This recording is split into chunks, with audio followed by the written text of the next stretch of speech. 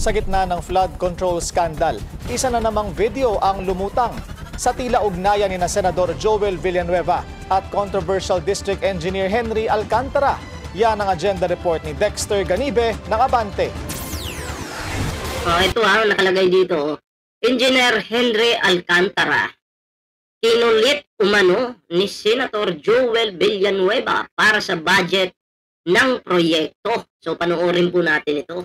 Hindi lang po bilang district engineer. Yan ang throwback video ng talumpati ni nooy DPWH Bulacan First District Engineer Henry Alcantara sa inaugurasyon ng pagsasaayos ng Bambang Bridge sa Bocaue, Bulacan at ng bagong Pagoda View Deck. Dito, ikinuwento ni Engineer Alcantara ang pangungulit sa kanya ni Senator Joel Villanueva para sa kakailanganing budget upang maayos ang tulay at maitayo ang view deck sa tabi nito. Pag po kinakausap ako ni Sen, ano ba yun, magkano pa kulang natin dyan? Kasi talaga po kinukulit siya. Anyway, eto na po tayo ngayon. Isang matatag na proyekto na inilaan ng ating butihing senador at ang kanyang pamilya. Sabi dito, kapag kinakausap ako ni Senator, ni Senator, kaya magkano pa ang kulang natin dyan? Kasi talaga pong kinukulit siya. Anyway, ito na po tayo ngayon, isang matatag na proyekto na inilaan ng ating butihing senador at ng kanyang pamilya. So, ibig sabihin, pag sinabing inilaan, merong budget na ibinigay. Okay? Merong budget na ibinigay ni Senador Joel Villanueva at ng kanyang pamilya. So, may pera. Tuloy natin. Sa report ng Philippine News Agency, kabuang 68.84 million pesos ang nilaang budget para sa nasabing proyekto na sinimulan noong 2019. Ayon kay Alcantara, ang top-notch construction ang gumawa ng proyekto. Isa ang top-notch sa 15 kontratista na pinangalanan ni Pangulong Bongbong Marcos na nakakuha umano ng pinakamalaking budget sa flood control projects. Ayun! Yari si Villanueva dito. Oo, napangalanan pala ni Pangulong Bongbong Marcos eh. Isa pala sa pinakamalaking nakakuha ng budget. Pero ang gawa, kumusta naman kaya yung proyekto? Baka mamaya yung proyekto mas matibay pa yung mas matibay pa yung tuhod ng mga matatanda dyan. Tapos baka naman mamaya mag-deny na naman ito si Joel Villanueva. Wala akong kinalaman dyan. May pera kang binigay di umano meron pondo na binigay sa company na to at ang pamilya mo, sabi mo. Di umano, 'di ba? Tapos na-mention pa ni PBBM na pag na-mention ka kasi dito ni PBBM, ibig sabihin, wala sa ayos yung mga proyekto nyo. Pero, malaki yung budget na inilaan dyan. Pero yung gawa ninyo, wala sa ayos. Diba? Una nang dumistansya si Villanueva sa issue ng maanumalyang flood control projects na nadiskubre sa Bulacan. Naglabi po ba ako sa inyo? Pakinggan nyo yung drama. Magdadrama si Manong. For projects na nadiskubre sa Bulacan. Ito na. Dapat maging artista na lang siguro to. Artista ka na lang, Joel. Huwag ka na magsenador. Papanuorin kita, promise. Ano ka lang ba? Yung siguro pwede kang ang karakter mo doon maging ka. Ang magiging karakter mo dun sa pelikula, isa kang sinungaling. Bagay sa'yo Hindi, kasi, syempre, magaling po na... Sa feeling ko lang naman, magaling na artista to si Senator Joel Villanueva. Pwede kang doon, ikaw yung sinungaling doon. Yung karakter mo doon, ano sa tingin nyo? Naglabi po ba ako sa inyo ng kahit na o kahit isang flood control project, contractor, etc. in my public service career? Meron po ba na nilapit? Meron po ba na nagsabi ako sa inyo, ito dapat ang gawin at ako'y eksperto? pwede niyo po bang sabihin lang, just for the record? Bakit ano yung engineer na nilapitan mo, kinulit mo? Sino ba yun? Ay, naku, nakalimutan. Sino itong engineer na to? Si Henry Alcantara na kinukulit mo di umano. May video. Paano na yan? Huwag mo sabihin, AI lang yan. Sus Mariusip. Ay, nako. Well, for the record, Your Honor, I don't recall anything that came from you to propose any flood control project. Sabi ni Senator JV, hihilingin niya sa Senate Blue Ribbon Committee na masabpina para sa susunod na pagdinig ang mga naging opisyal ng Bulacan 1st District Office ng DPWH. Itong dapat imbestigahan itong mga particular districts, mukhang masyado na sila naging sakit. I receive information. Masyado na silang naging sakim. Kung akong senador, di ko sasabihin yun. Kasi imposible po, imposible na sa tanang buhay mo hindi ka rin naging sakim. Lalo na't mataas yung posisyon mo, senador ka, di ba? Wala akong sinasabing ginagawa mo ngayon, pero sabi ko nga, imposible walang ganon. Sa panahon ngayon, Diyos ko po.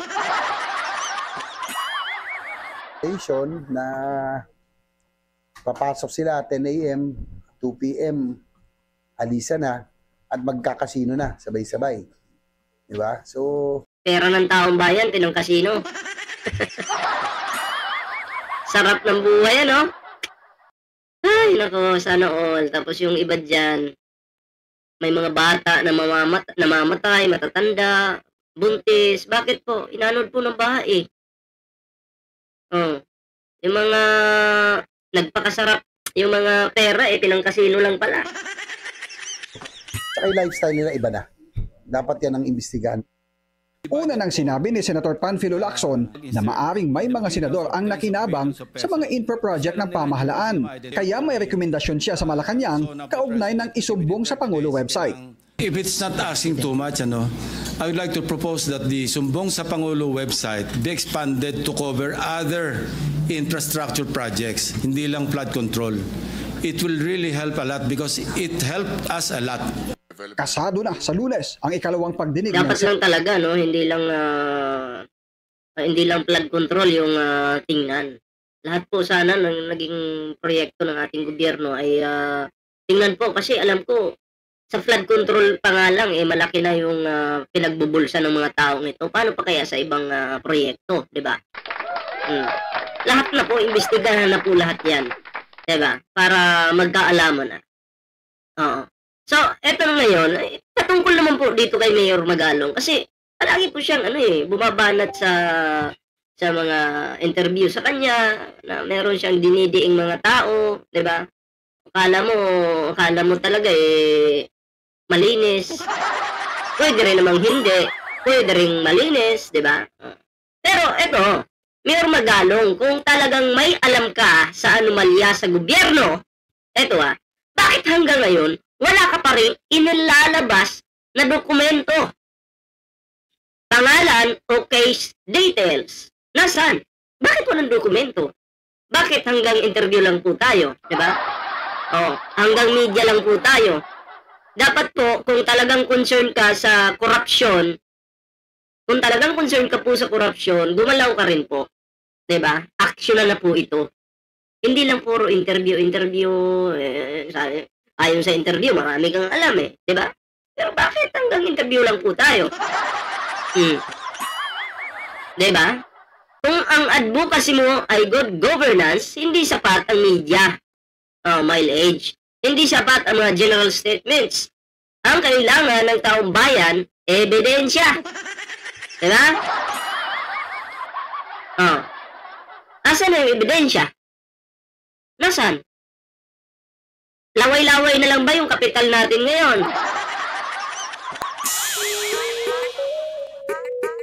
Mahirap kasi yung ganyan mga pre, no, na matapang ka sa mainstream media, social media, na maglalabas ka ng mga statements mo, pero ang tanong, ay naghahanap po ang mga Pilipino, ang taong bayan. Nasaan yung ebidensya sa mga pinagsasabi ni Mayor Magalong? Kahit ako bilang isang Pilipino, hanga ako kay Mayor Magalong. Wow, palakpakan natin. Palakpakan natin si Mayor, mga pre. Pero teka, natigilan ako. Ay, asan ba yung ebidensya? Wala naman. Kala ko ba meron? Bakit araw-araw, linggo-linggo, kasi sabi ko linggo-linggo, bumabakbak sa media. I mean, nagsasalita sa media na marami nang alam, ganito, pero nasaan? Ang hamon ng mga Pilipino dito kay Mayor Magalong, ilabas mo ang data, pangalanan mo ang mga sangkot, huwag kang mamili, huwag kang umarte. Diba? Yun lang naman, yung hiling ng mga Pilipino. Tama na yung pagiging artista sa harapan ng mga media. Tama na yung drama sa harapan ng media. Hindi yun. Kasi kung drama mo lang, makikita namin, makakatulong ba yan? Para may isaayos yung ating bansa? Hindi po. Kailangan ng aksyon. Nasaan ang ebidensya? Idaan na sa legal. Diba? Kasi malala na po ang problema ng ating bansa. Sobrang lala na po. Sa panahon ni Digong, hindi po ito naungkat.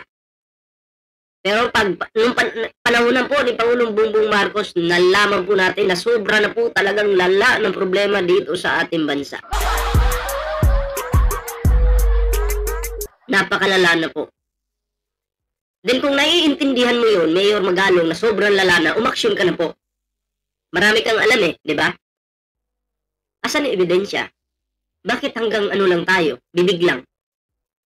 Sa tingin mo makakatulong yan? Sa tingin mo, nagpapa-famous ka ba?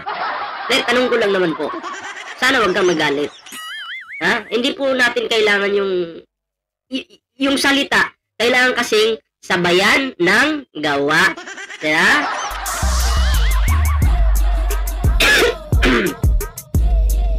Yun lang sa akin. Anyway, maraming salamat po sa sumama sa ating video ngayon. At syempre, bago tayo magtapos, meron po tayong TikTok, may Facebook po tayo. Sana po ay inyong suportahan. At syempre mga pre, sa hindi pa po nakasubscribe sa ating YouTube channel, huwag kalimutang mag-like, share, and subscribe. And ring the notification bell para naman po maging updated kayo sa lahat ng mga uploads natin. At syempre mga pre, maraming salamat po sa mga bago nating subscribers dyan. Mabuhay po kayong lahat at maraming salamat po. So ayan, paalam po muna pansamantala. Kita-kits po tayo sa susunod na video. Ingat po.